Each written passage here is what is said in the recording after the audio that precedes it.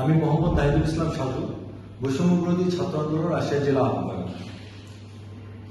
এনসিপির দেওয়া রাজশাহী জেলা কমিটির কিছু বিতর্কিত ব্যক্তি রয়েছে যারা আওয়ামী লীগকে পুনর্বাসন করার চেষ্টা করছে।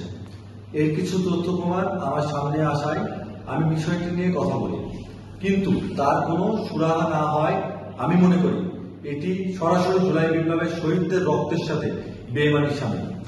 আওয়ামী লীগকে পুনর্বাসন করা ব্যক্তিদের উপরে সাংগঠনিক ব্যবস্থা গ্রহণ করা না হলে এনসিপিকে রাজশাহীতে অবাঞ্ছিত ঘোষণা করা হবে।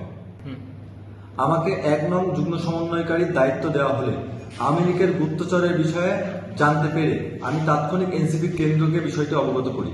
তারা তদন্তের আশ্বাস দিলে আমি থেমে থাকি, কিন্তু এখন পর্যন্ত বিষয়টির ব্যবস্থা না নিয়ে আওয়ামী লীগকে পুনর্বাসন করার ধুম চলছে।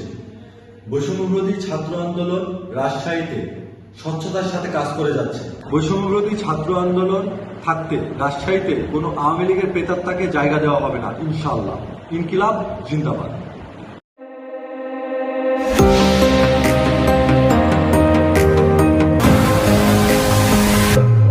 পাঁচি টিভি।